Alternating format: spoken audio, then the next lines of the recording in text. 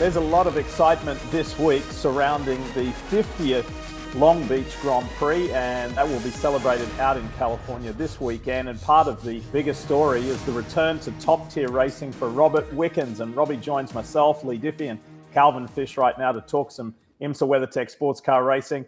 Robert, this is super. It's not like you have not been racing, but to return to racing at this level, you're going to be in the GTD, the GT Daytona category, in the DXDT Racing Corvette. How's things and how's the excitement level? It's high. It's high, Lee. I mean, I think once I started getting back into a race car again, driving only with hand controls, I felt like I've been pretty transparent where my goal was always to get to that pinnacle of motorsport in each discipline, right? And for me, the IMSA WeatherTech series is the highest level of sports car racing in North America, and arguably worldwide. So to race in GTD in a Corvette Z06 GT3R, I mean, it couldn't be much better. And to make my debut coming up here in Long Beach for my own personal journey and my own story, I think it's pretty fitting because we share the event with IndyCar, which is obviously where I was paralyzed in 2018. So there's going to be a lot of friends and colleagues all around the paddock, so it's going to be a lot of fun. Robbie, you debuted here at this iconic street circuit back in 2007 in Atlantics, finishing on the podium. You were 18 then. 18 years later, you now return to this iconic street circuit. Talk about the group that you're doing it with. You've got Tommy Miller as your teammate. He's won here 4 times. Brian Sellers, now team manager there. He went 3 on the bounce. Any pressure on you this weekend? I mean, I think I do a good enough job putting pressure on myself. I mean, from the beginning, I didn't realize, I guess it's been 18 years since my first time in Long Beach. But DXDT is such a strong team. They're newcomers to the IMSA WeatherTech series, but they're staples in other forms of sports car racing. And David Askew, the team owner, does an amazing job just putting good people in good places, and that's frankly from top to bottom. So to have Tommy as my teammate, I couldn't ask for anything better. For my first race in the GTD category, to have someone like Tommy to lean on is going to be so valuable. So I'm definitely going to be relying on him, letting him do the setup, and I'll just be riding his coattails all weekend long. As I mentioned earlier, that you have been active in recent years racing and actually winning the TCR category championship in the Michelin Pilot Challenge, which was really good, driving for Brian Herder Autosport. Just dive a little bit deeper, if you would, mate, into explaining to our viewers and the fans, how is this hand control going to work and the sophistication level of it that's going to enable you to race this Corvette this weekend? Well, I think first off, one of the main reasons why this whole thing's possible is my partnership with Bosch. My time in TCR, we had a very mechanical-based braking system, which was a bunch of mechanical linkages that went down to the able-bodied brake pedal. And when I squeezed the ring on the back of the steering wheel, it would physically push down the able-bodied brake pedal with the help of a pneumatic actuator. It was complex yet simple, but it did the trick, and it worked great in TCR. And in midway through 2023, it was Road America in 2023.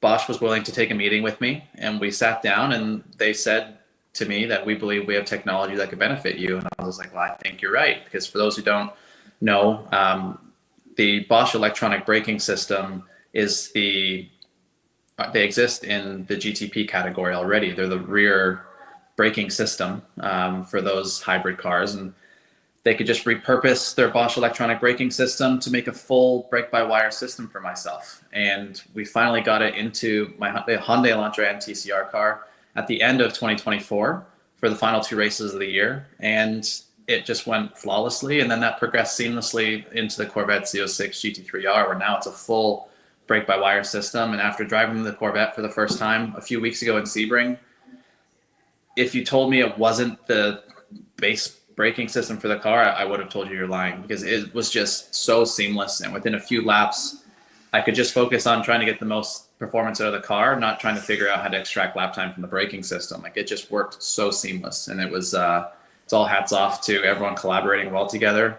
It's not just Bosch, it's DXDT, it's General Motors, it's Pratt & Miller for developing the paddles that I'm actually squeezing to make the throttle and brake happen. So everyone took a lot of work, a lot of time, but but here we are, and so far so good.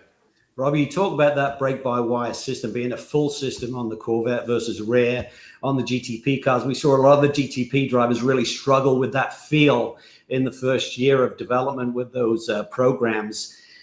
With your limited testing, it's a street circuit, mate. The margins are small. Do you feel really confident going into this weekend that you'll be on top of the car and be able to go 100% attack? I mean, I feel like I'm medium confident, Calvin, you as drivers, you only know what you know, right? And for me, I only have 2 days in the car, and they're both at Sebring right after the 12 hours. So there's loads of rubber down. The track was in an amazing state. It was super high grip. So, this is going to be unique. Obviously, temporary circuit in Long Beach. Friday morning, we're more or less the first cars on track. So the track's going to be super green, super dirty, and probably the lowest grip scenario you'll ever drive a GTD car in. So there's going to be learning curves for sure, but that's where I have such a great teammate like Tommy and a great team leader with Brian Sellers, and to really lean on to try to get the most performance. But we'll have to wait and see. I mean, I think if I can leave Long Beach within a few tenths of Tommy, I think it's a great omen for the rest of the year. Over the years, over the decades, Robert, there's been numerous high-level examples of adaptive riding or driving. Current Formula One driver Jack Doohan, his dad, my dear friend Mick Doohan, 5-time 500cc world champion, he had a severe right leg injury and had no ability to use his right foot. So they came up with an adaptive rear brake that he used, and he went on and won those 5 world championships. Alex Zanardi, IndyCar Formula One star, went on to race for BMW with hand controls very similar to what you're doing. Even right now in Monster Energy Supercross, there's a youngster in the 250 class, Max Voland, who, again, he got rid of the rear brake pedal, lever, I should say, and he has a handheld brake on the clutch side, so he uses 2 levers on his left hand. What inspiration have you drawn from, say, the likes of Alex Zanardi to do what you are doing? And are you hoping, I mean, you already have, but to motivate and be an example, for other spinal cord injury athletes? Yeah, that's absolutely it. I mean, I was fortunate enough to have the privilege to meet Alex on a handful of occasions. Back when I was a young driver coming up through the ranks, I was racing in the Formula BMW Championship, and Alex Zanardi was winning races in the WTCC. So he was often guests at some of our BMW events, and I got to pick his brain. I read his book. It's on my bookshelf back here, a signed copy of his autobiography. And it's something that always, I looked up to him in so many ways. And then after I was paralyzed, when I was in the hospital, my phone rings and it's an unknown number. I answer it, and it's Alex Zanardi on the phone. I think that was one of the craziest things of really goes to show how strong the motorsport community is, because some of the phone calls I got where I spoke to people I never thought I'd ever have the chance to talk to in my lifetime. And, I picked Alex's brain so much on driving with hand controls, what it looks like, what should you do? Because obviously he did the 24 Hours of Daytona in the GTLM category, and then he also raced, a DTM race with hand controls. So he told me at the time that he had a hydraulic handbrake off the side of the steering wheel. And he told me it was a great system to get within a few tenths, but to extract that final little bit, you got to get the brake on the back of the steering wheel. And that's something that always rang true. And it's something that in all of my development that has got me to this point, I've been so adamant that I have to have that. Because I see it firsthand on my iRacing that I do here at home. I just have an easy handbrake off the side of the steering wheel, and it's great, but to get the last little bit, it's not like old school where you're just a sequential gearbox downshift and your 2 hands on the wheel turning in. In these cars, you trail brake the whole way to apex. So you're constantly driving with one hand the whole corner entry phase. And it's hard to feel the limit. It's hard to feel the rears moving around and everything like that. So having 2 hands on the wheel at all times is crucial. It leads to more complicated design and engineering, but it's 2025 and we have that at our disposal now. So I'm really proud of what Pratt Miller has developed with my system that I'm using, and that just works hand in hand with my Bosch electronic braking system to give me all the feeling that I need. So it's going to take a lot of tuning for sure, but there's been so many people before me that have paved the way to allow me to succeed, and I'm just hoping to be one of those checkpoints, I guess, for the next generations that are struggling with disabilities. Hey, Robbie, it's been a great journey since you returned to racing in 2022, winning races, winning a championship in 23. I know this is a huge step this week, moving into the IMSA WeatherTech Sports Car Championship again. But is this the ultimate goal? Where is your journey? Where is your target? What do you foresee further down the line here for yourself? I don't want to get too far ahead of myself. I think that the big thing right now is the goal for 2026 is to be a full-time member in the IMSA WeatherTech series. Right now I'm just doing a limited schedule, the 5 sprint races, which are basically, my sample size to try to get a full-time ride for 2026. And we need to hit the ground running. And, if I could align myself to be in a position to be a full-time driver in the WeatherTech series, that would be a true dream. Because then once you're full-time, then you start challenging for wins, podiums, and championships. And, you never know where the world will take me, but I think if I could just have a strong career in the IMSA WeatherTech series and then move on to other things when I hang up the helmet eventually, hopefully years down the road, I think I'll retire happy. So speaking of that journey down the road, can we talk non-motorsport? Of course. Have you ever considered Paralympics? Like Alex Zanardi went on and won Paralympic gold. What do you think would be your specialty if you were to represent Team Canada at the Paralympics?